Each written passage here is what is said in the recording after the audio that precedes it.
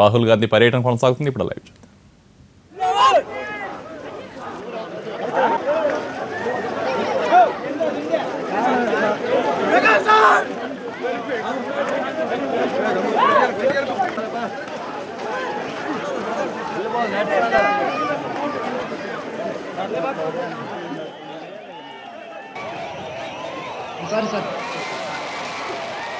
Sir ఈరోజు నేను నిరుద్యోగం గురించి మాట్లాడాలనుకుంటున్నాను.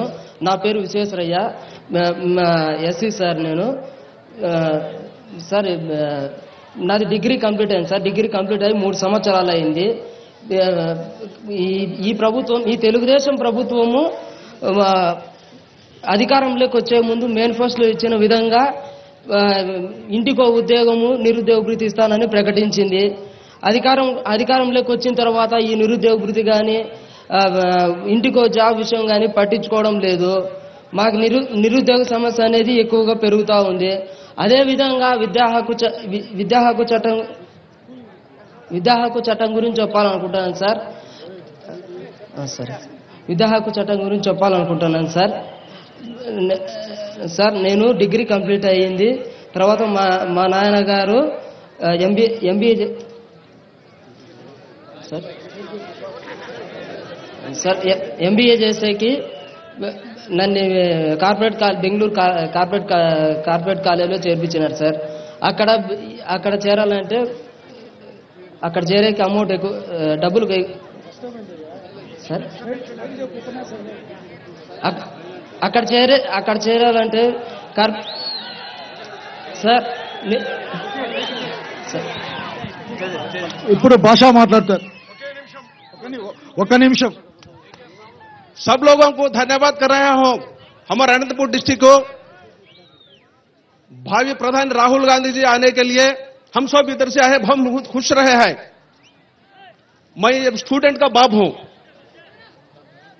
इतने यूपीए गवर्नमेंट में तो और फीस रिएम्बर्समेंट हो और दूसरे एमजी एनआरआईजीएस उसके स्कीम्स के बारे में बहुत अच्छा फंड्स आ गए. वो फार्मर्स हो और फार्मर्स कूलीस हो, पूरे उनके काम में बहुत हुसान से बिल ला लेकर उन पूरे खुशी से रहते हैं. अब ये एनडीए गवर्नमेंट में है तो बिल नहीं आते हैं, फीस रिएम्बर्समेंट नहीं आते स्टेट गवर्नमेंट में. हम किसको पूछना? इसलिए हम राहुल गांधी जी आज है, हम तुमको पूछ रहे हैं. हम पूरे पार्लियामेंट में हम इसके बारे में हर फंड्स भी, हाउसिंग बिल्स हो और दूसरे ड्वाक्रा ग्रुप्स हो, पूरे उनको माफी बोला चंद्रबाबू नायडू जी ने, वो तो नहीं किया. पूरा वरुण माफी किया, इसलिए ऋण नहीं माफी किया, वरुण बोले तो बारिश पूरा माफी हो गया हमारे स्टेट में. राहुल जी तुम भावी नेता, हमको पार्लियामेंट में हमारे लिए तुम ही सूचना और पूछना ये एनडीए गवर्नमेंट में लाना चाहते हैं. धन्यवाद साहब. నా పేరు రాజు, నేను ఎగవేసి కాలనీలో ఉంటాను. ఈరోజు రాహుల్ గాంధీ కొండకమల్లకు రావడం వల్ల మాకెందుకు చాలా సంతోషంగా ఉంది. అందులోనూ ఈరోజు ఇక్కడ నిరుద్యోగ సమస్య ఎక్కువగా ఉంది. ఈ నిరుద్యోగ సమస్యను పరిష్కరించాలంటే ఒక కాంగ్రెస్ పార్టీకే సాధ్యమవుతుంది. ఇప్పుడున్న టీడీపీ పార్టీ కూడా ఎన్నికల సమయంలో ఎన్నో హామీలు ఇచ్చింది. ఇంటింటికి ఉద్యోగం ఇస్తానని చెప్పింది. లేని పక్షంలో నిరుద్యోగ భృతి కింద 2,000 రూపాయలు అమౌంట్ ఇస్తానని చెప్పింది. అది కూడా ఇవ్వడం లేదు. ఇప్పుడున్న ప్రజా సమస్యలన్నీ గాలికి వదిలేసి ఈ చంద్రబాబు గారు జపాన్, చైనా అని తిరుగుకుంటూ ఉన్నారు. ఇప్పుడున్న ఉపాధి హామీ పథకంలో కూడా చాలా అవకతవకలు జరుగుతూ ఉన్నాయి. అంతేకాకుండా ఈరోజు వలస కార్యక్రమాలు కూడా ఇక్కడ కరువు ప్రాంతంలో ఎక్కువగా జరుగుతున్నాయి. ఇక్కడ పనులు, ఉపాధి హామీ పనులు ఎక్కువగా జరగడం సరిగా జరగడం లేదు. అందువలన అందరూ కలిసి ఇతర రాష్ట్రాలకు వలస వెళ్ళిపోతున్నారు. ఈ దేశం అభివృద్ధి చెందాలంటే, ఈ ప్రాంతం అభివృద్ధి చెందాలంటే అది ఒక రాహుల్ గాంధీ గారి నాయకత్వంలోనే జరగాలని కోరుకుంటున్నాను.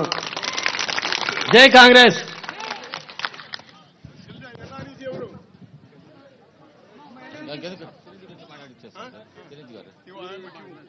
అమ్మ అక్కడి నుంచి మాట్లాడు. పేరు లక్ష్మీదేవి, అక్కడి నుంచి మాట్లాడము. నా పేరు పి లక్ష్మీదేవి. నేను కరువు పని గురించి చెప్తున్నాను.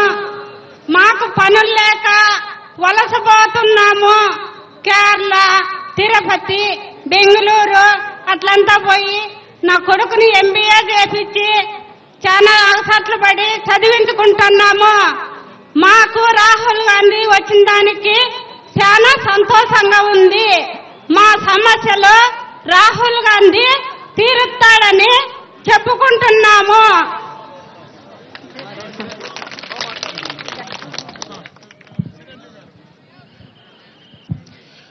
మీ అందరి మెచ్చే ప్రజా నాయకుడు,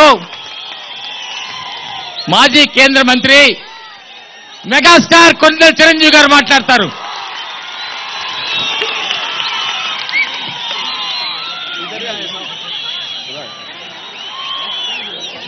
మండు టెండను కూడా లెక్క చేయకుండా ఈ రోజున మన కోసం ఇదే ఎర్రటి ఎండలో పాదయాత్ర చేసుకుంటూ వచ్చేటువంటి మన నేత రాహుల్ గాంధీ గారికి స్వాగతం పలుకుతూ ఇచ్చేసినటువంటి మీ అందరూ కూడా నా హృదయపూర్వక నమస్కారాలు తెలియజేస్తున్నాను. పైన ఎండ మండుతుంది, కానీ కడుపులో మనకి మంట రగులుతుంది. ఇది మామూలు మంట కాదు, కడుపు కోత. మోసపోయాం మనం.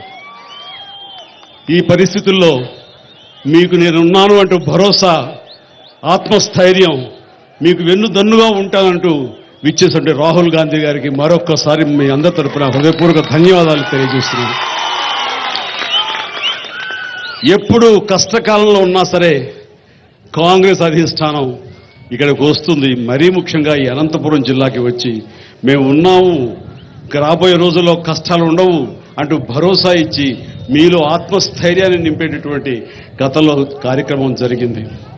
ఇందిరాగాంధీ గారు వచ్చినా, రాజీవ్ గాంధీ గారు వచ్చినా, 2004లో సోనియా గాంధీ గారు వచ్చినా, ఇదిగో ఇప్పుడు మళ్ళీ ఇలాంటి క్లిష్ట పరిస్థితుల్లో మళ్ళీ మన నేత, మన యువనేత రాహుల్ గాంధీ గారు వచ్చారు. మీకు నేను ఉన్నాను అని చెప్పేందుకు. మోడీ గారి నాయకత్వంలో ఈరోజు ఎన్డీఏ ప్రభుత్వం చేస్తున్న నిర్వాహకం ఏంటంటే టోటల్గా మొత్తం మీద గ్రామీణ వ్యవస్థ, ఆర్థిక వ్యవస్థ కుప్పకూలిపోయింది. కార్పొరేట్ వ్యవస్థకే మాత్రమే భుజం కాస్తూ కిందన్నటువంటి ఏదైతే కర్షక కార్మికుల కోసం ఉన్న పథకాలకు తూట్లు పొడుస్తున్నారు, నీరుగా చేస్తున్నారు. అందులో ఉదాహరణ మహాత్మా గాంధీ గ్రామీణ ఉపాధి హామీ పథకం నరేగా. ఈ రోజున నరేగా అన్నది మీకు ఎవరికి అందక, గతంలో ఎవరు కూడా ఇక్కడి నుంచి వలసలకు వెళ్లే పరిస్థితి లేదు కాంగ్రెస్ హయాంలో. ఎందుకంటే చేతి నిండా పని ఉండేది కాబట్టి మనం ఇక్కడ మన ఊళ్ళోనే మనం కష్టపడి పనిచేసి మన కుటుంబాన్ని పోషించుకునేవాళ్ళం. ఈ రోజున వలసలు విలువ అయిపోయింది. దాదాపుగా 4 లక్షల మంది ఈ ప్రాంతాల నుంచి వెళ్ళిపోయారంటే కనుక ఇది చాలా శోచనీయం. మోడీ ప్రభుత్వం గొప్పలు చెప్పుకునే ప్రభుత్వం, పేదల ప్రభుత్వం అని చెప్పుకునే ప్రభుత్వం. మోడీ సిగ్గుపడాలి, అవమానపడాలి. ఈ రాష్ట్ర ప్రభుత్వంలో కూడా ఈ తెలుగుదేశం ఈ ఏడాది కాలం పాటు నరేగా ఏదైతే కనుక నిధులున్నాయో వాటన్నింటిని కూడాను పక్కదారి పట్టిస్తున్నారు, మీకు రాకుండా చేస్తున్నారు. ఆ రకంగా ఇలాంటి పరిస్థితుల్లో, ఇలాంటి వలస వెళ్ళిపోతూ కడుపు చేతితో పట్టున అయ్యో అని వెళ్ళిపోయేటువంటి పరిస్థితుల్లో మీరు అధైర్యపడకండి. మీరు ఎలాంటి బెరుకు వద్దు, ఎలాంటి ఆత్మస్థైర్యం కోల్పోయి ఆత్మహత్యలు చేసుకోవద్దు. మీకు మేము ఉన్నాము. ప్రతిసారి కాంగ్రెస్ మీకు భరోసా ఇచ్చినటువంటి ప్రతి పరిస్థితుల్లో మళ్ళీ అధికారంలోకి రావడం జరుగుతూనే ఉంది. కాబట్టి రాబోయే రోజులు మంచి రోజులు, మన రోజులు, కాంగ్రెస్ రోజులు అంటూ ఈ రోజున మీకు భరోసా ఇవ్వడం కోసంగా ఇచ్చేసినటువంటి రాహుల్ గాంధీ గారికి మనస్ఫూర్తిగా స్వాగతం పలుకుతూ నాకు ఈ అవకాశం ఇచ్చినందుకు నా సోదరులకి, సోదరీమణులకు, అన్నలకు, తమ్ముళ్లకు, అభిమానులకు ప్రతి ఒక్కరికి నా హృదయపూర్వక ధన్యవాదాలు తెలియజేసుకుంటున్నాను. జై హింద్, జై కాంగ్రెస్. ఇప్పుడు